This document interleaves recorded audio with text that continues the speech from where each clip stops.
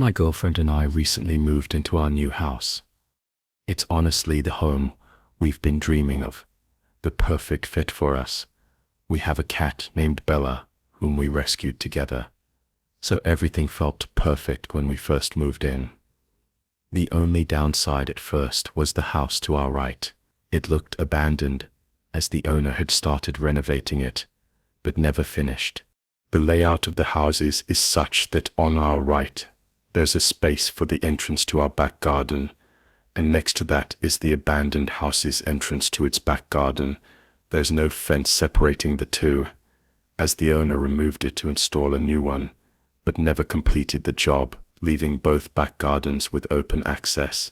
Behind the abandoned house is another property separated by a fence from what we could see. Several young men lived there occasionally. When we returned home, we'd see them cutting through the neighbor's back garden to reach the front of the street. We didn't think much of it at first. Maybe they knew the owner and had permission. Fast forward to our first night in the new house.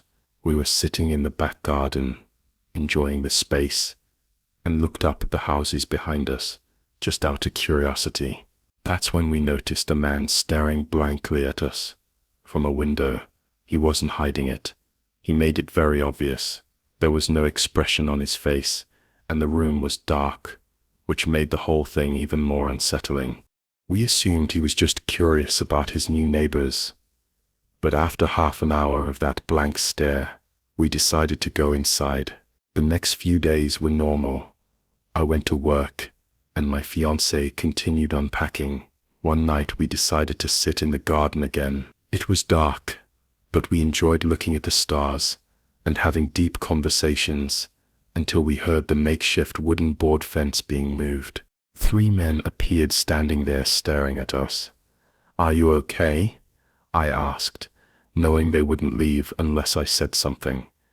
The youngest looking one, around 29, was holding a big bag, and we had no idea what was inside. He offered us some stolen washing up tablets, which we declined. I made a joke about it, because the situation felt so awkward. He smiled and said, "Okay," and then they left. What struck me was how they just let themselves into our garden without saying anything, like as if they had every right to be there. We went back inside thinking it was a one-off, but it all started getting worse from there. They began helping themselves into our garden more often, and acting in ways that were clearly meant to intimidate us. They would get into the next door house by lifting up the fence that separated the back gardens and walking through.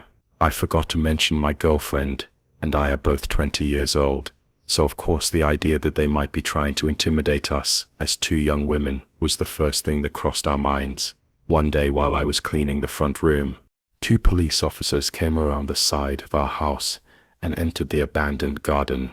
They lifted up the fence and looked around for a few minutes before leaving, without saying anything. I thought it was strange, but continued with my day, assuming maybe the people next door were trouble. A few days later, the police knocked on our door. They explained that the house behind us was now vacant. The men had been kicked out for antisocial behavior, apparently, not just towards us, but with other neighbors too. Honestly, we were relieved. Even though they hadn't physically done anything yet, it meant they wouldn't get the chance to escalate things. We continued settling into the house, but one day, while I was in the bath, I heard a loud bang outside. I quickly got dressed, and ratifying my girlfriend's, I found her recording something from our spare bedroom window, which faces the garden of the now empty house. I asked what was going on, but she shushed me after a moment. She explained a man we had never seen before pointed up at our bedroom window, and when she noticed him, he sprinted full speed toward our house. He tried our door handle on the way past, then ran back into the garden, threw the broken fence up, and started banging on all the windows of the empty house. We called the police immediately. They came, watched the video, took a statement and left. We were shaken. Why would they try our door handle and then break into that house? What was he planning? A few nights later, while we were in bed, we heard whistling, the kind of whistle men used to harass women. It was 2:16 a.m. We listened quietly and then heard someone tapping on our window. Terrified, we checked the cameras, but for some reason they didn't record anything. Whoever it was must have left shortly after, because the noises stopped. We were too scared to sleep. So the next day, we went to my mom's and stayed the night. When we returned the following morning, we noticed our Ring doorbell had been removed and placed on the floor. The SD card was gone. Someone had clearly come back, and we knew who it was. Who else would do that? We called the police again, and they told us to keep all the doors and windows locked. The woman on the phone even said that the removal of the camera could be a sign that they were planning something, which terrified us even more. But at least she was honest. The whistling, banging, and attempts to re-enter the house continued for weeks. We made multiple police reports. They never tried our door again, so we hoped it was over. But 3 weeks later, while in bed watching funny clips from our camera, we checked the live feed.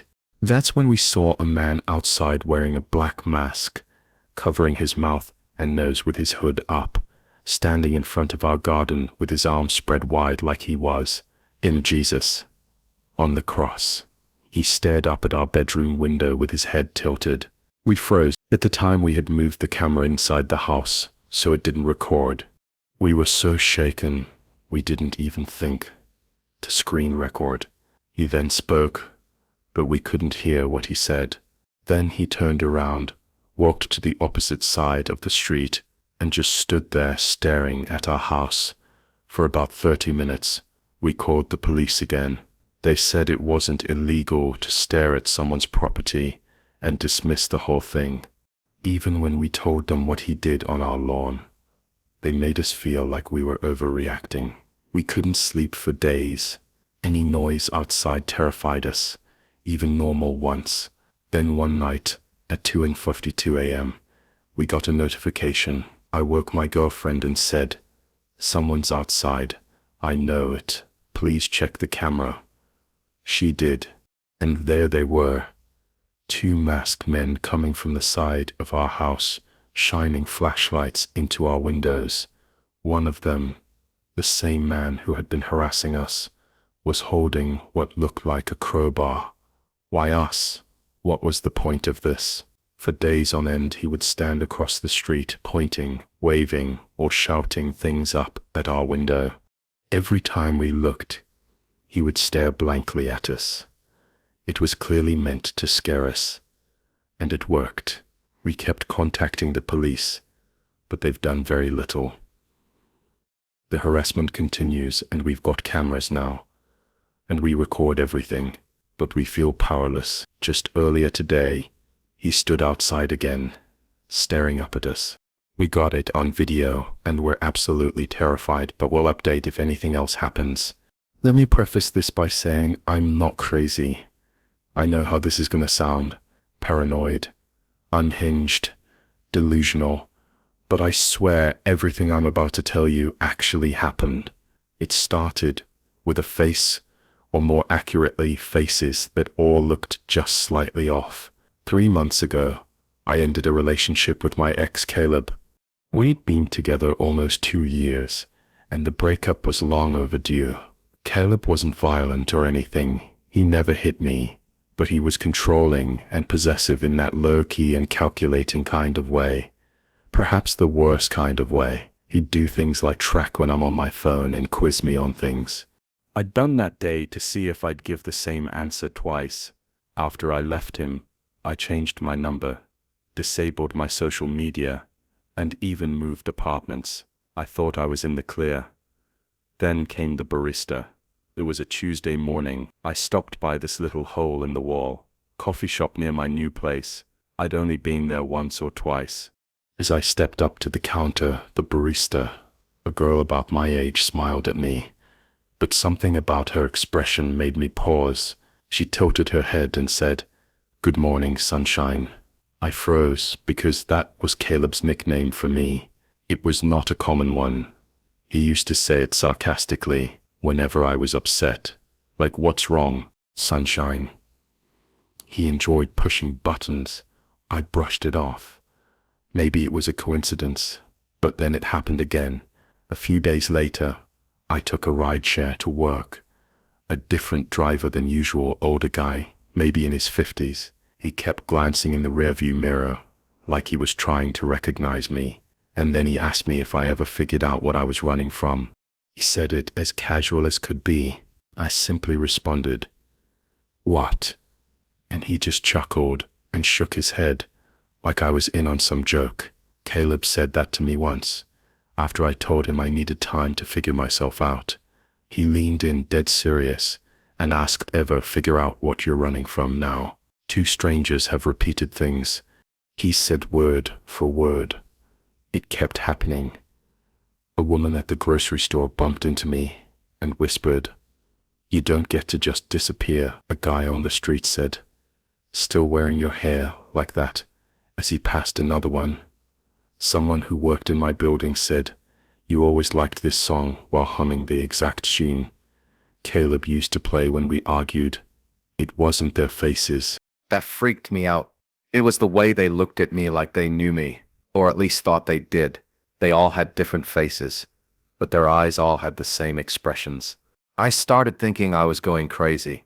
I mean, what else could explain it? So, I did something I wasn't proud of. I contacted Caleb, not directly. I sent a message to his sister. I told her to tell him to stop. I figured maybe he hired a private investigator. Maybe he was stalking me, or pulling strings, telling people things about me.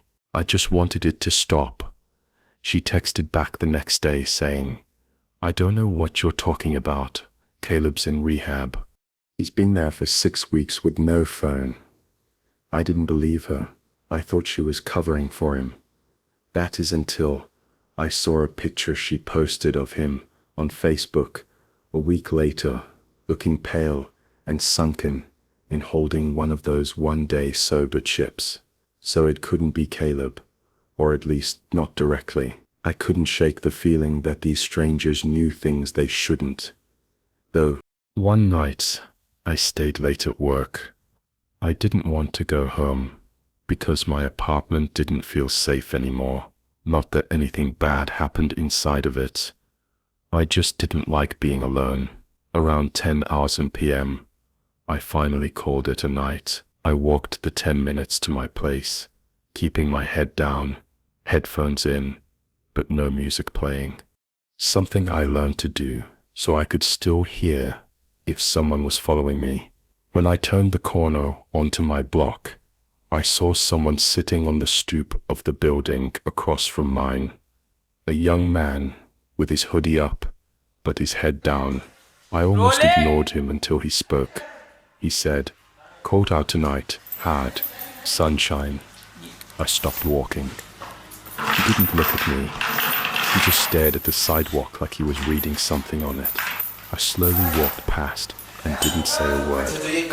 When I reached my building, I went upstairs and locked every bolt on the door. I sat on the couch for hours, just listening to nothing. Eventually, I fell asleep. The next morning I woke up to find my doormat flipped over. That might not sound like a big deal, but I live alone, and the door to my unit is on the top floor. You don't just accidentally walk by my place. The underside of my mat had something scribbled in pen. It said, "You can change your face too if you want, but I'll still recognize you." I didn't know what it meant, but I still threw up. That day, I booked a hotel for the weekend. I left my apartment without packing anything. I didn't feel safe even grabbing clothes. I just needed to be somewhere crowded. The hotel clerk gave me a room on the 4th floor. It was small, quiet, and kind of stuffy, but it felt safe. But only until around 2:00 a.m. when someone knocked on my door. There were 3 slow knocks. I sat up in bed and waited. They knocked again. Eventually I peeked through the peephole. And it was a woman, maybe in her 40s. Her face was totally blank and expressionless. She was just staring straight at the door. She didn't say anything, so I didn't make a sound, and eventually she left. It was one of the most disturbing things I'd ever seen. The next morning, I asked the front desk if someone had come by to my room. They said no one should have been up there, especially that late. All the rooms on my floor were vacant. That's when it clicked. These weren't random people. They were being sensed and fed. My details. They were given phrases Caleb used. But if it weren't Caleb who would do it, then why? I thought about Caleb in rehab, about his obsession with control, and making sure I was never fully gone. He didn't need to be the one knocking. He just needed to send others to do it. So I started digging, and there was one conversation I remembered from months before the breakup. Caleb talking about a forum he was on, a place where people shared tactics. He made it sound like it was for productivity or self-improvement. I don't remember the name of it. Honestly, I don't think he ever gave me the name. But in retrospect, it sounded like some creepy, cultish roleplay crap. Except, it's happening to me. For real. Someone, probably Caleb, had hired people to say his words and mimic his patterns, so that even if he was out of my life, technically I'd still be constantly reminded of him. He wasn't stalking in the traditional sense. He was psychological graffiti, like he was spraying himself onto strangers, so I could never be sure who I was looking at. I don't think it's about watching me, but rather about making sure I never stopped watching for him. I moved again and disappeared off social media again. I even dyed my hair. I told friends not to tell anyone where I was. It worked until last week. I was walking home from the bookstore, and a woman passed me on the street and said, still hiding behind books, "Sunshine." She didn't stop walking, even just to look at me. I don't think this will ever stop. Maybe he paid some crazy underground service to do this to me for a year. Who knows? Maybe he made it public. Maybe this is some sick underground game now who can scare Sunshine the best, who can get the closest without touching. I can't trust anyone's face anymore. The constant paranoia is truly eating away at my mental health. My family is a group of homebodies that don't travel, so everyone was surprised when my aunt proposed a trip to one of Michigan's Great Lakes. We agreed, wanting to create new memories together. My cousin booked a spacious Airbnb that could somehow accommodate all 18 of us, which felt like a miracle considering the price. The house sat right on the beach, with gorgeous lake views that stretched for miles, almost like an ocean. Most of us claimed rooms in the main house, but because of our large group, some of us were placed in a second building directly behind it, a 2-story garage with bedrooms upstairs. My 3 cousins and I were assigned to sleep there. At first, we didn't think much of it. We spent most of the first day enjoying the hot tub, relaxing on the beach, and soaking in the scenery. It wasn't until night that we entered the garage for real. The space was outdated and neglected, with carpeted bathrooms that smelled like mold-stained bed linens and a poorly secured latch on the door. Clearly, the cleaners focused on the main home and ignored the garage. My cousins were grossed out and refused to sleep on the beds unless we washed the sheets. So I suggested we do laundry. The machines were small, so we could only do one set of bed sheets at a time, and it was obvious we'd be up late. We passed time upstairs waiting for the first load. My cousin Maria complained about how we got stuck with the worst place, and as she spoke, I started to feel uneasy, like something bad was coming. I've had this feeling before, a rare kind of intuition that usually ends in a nightmare or something worse.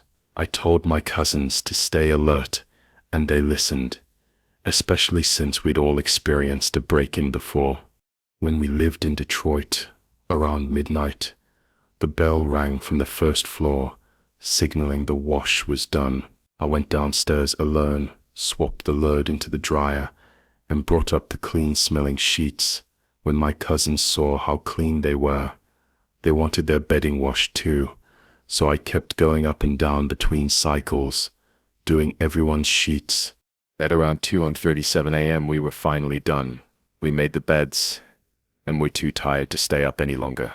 My cousin Nikki insisted we leave the light on, and while they all fell asleep quickly, I stayed up doing some schoolwork on my phone. I am a light sleeper, something that stuck with me since the break-in, and I remains hyper-aware of my surroundings, even while half asleep. Then around 3:00 a.m., a loud bang hit the garage door like someone had thrown their body against it. I sat up startled, but my cousins didn't move. I tried telling myself it was just wind, though the noise was too heavy for that. Still, I stayed quiet and tried to sleep, but then it happened again, same deafening crash, this time shaking the garage door.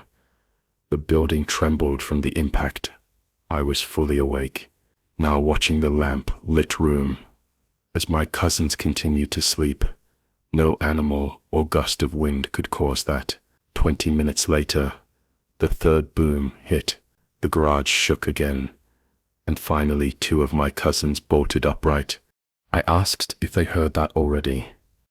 Knowing the answer, Nikki asked what that was, and I said, "I don't know, but this is the 3rd time I'm hearing it." We all agreed no wind could cause that sound. Nikki suggested texting her mom, my aunt, so we did. It was 4:11 a.m. when she responded. Realizing something serious must be going on, she woke my uncle, who ran outside to check the property. We stayed upstairs too afraid to move, until we heard knocking. It was my uncle at the door, and when we opened it, we saw him standing there with my dad and a few of our older male cousins. That's when I knew it was serious. There was no wind, no one playing around. My uncle told us to grab our things that were going to the main house.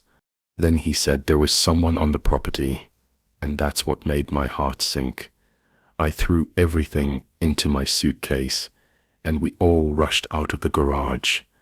Once inside the main house, most of the family woke up for the noise and commotion. We sat in the living room, trying to piece it all together. I told them about the first 2 loud crashes, and my cousins confirmed the 3rd. My aunt explained that when my uncle went out to investigate, she followed him. He shouted "Hey" at someone standing behind the garage. The door to the main house slammed behind her right then, and there was no wind to explain it. She feared someone might have slipped into the house, so she ran to wake my dad and cousins. After searching, no one else was found inside. Then my uncle described what he saw. A man stood behind the garage, not hiding or moving, but staring like he wanted to be seen. When my uncle called out, the man didn't flinch. He simply walked away and vanished, not into the darkness, but into thin air. The leaves on the ground didn't crunch, and there were footsteps left behind. My uncle's not someone who makes up stories either. He's a serious, logical man, which made everything scarier. My brothers added that they found 2 jester cards, one in the main house and one in the garage. The one in the garage was twisted and demonic looking. One cousin pointed out that jesters symbolize mockery, and loud sounds happened around 3:00 a.m., the so-called devil's hour. It was as if we were being taunted. My uncle had even checked for footprints, but saw only his and my cousin's, not the man's. Another cousin drove down the road during the incident to try and spot someone fleeing, but found no one that day. No one returned to the garage. We squeezed into the main house on floors, couches, anywhere there was room. My mom gave up her bed so we could sleep more comfortably. On the 2nd night, she slept on a couch by the large windows and woke around 4:00 a.m. to footsteps on the porch. She didn't dare open her eyes. She was afraid of seeing someone looking in, and she heard someone trying the basement door. It had a weak lock, and my brothers and male cousins were sleeping down there. The door rattled as someone tried to break in. My mom rushed to the basement, but by the time she reached the beachside entrance, no one was there, and all the boys were still fast asleep. That was our last night, though. We planned to stay until Tuesday. We left Monday instead. On the way home, we couldn't stop talking about what had happened. When my mom found out I had been going downstairs alone during laundry, she theorized that someone might have been watching me and thought I was alone in the garage. The time between my last trip downstairs and us going to sleep lined up way too well with the banging sounds. Eerie started to form. Some of us thought it was a neighbor trying to scare us off. Others believed there was something paranormal, especially because of the jester cards. My aunt pointed out that a normal person would have run when my uncle spotted them, but this man didn't run. He just watched and disappeared. We contacted the Airbnb host, who claimed she'd review the footage from the camera above the garage door, but we never heard back. It made us wonder, did she know the man? Was he a neighbor? When we first arrived, my sister and cousin had walked the beach and passed a woman next door.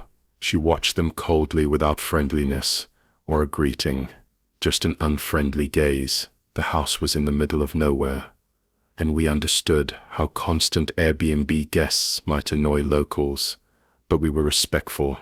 We didn't deserve what happened. This was our first family trip, and hopefully not our last, even after everything we went through.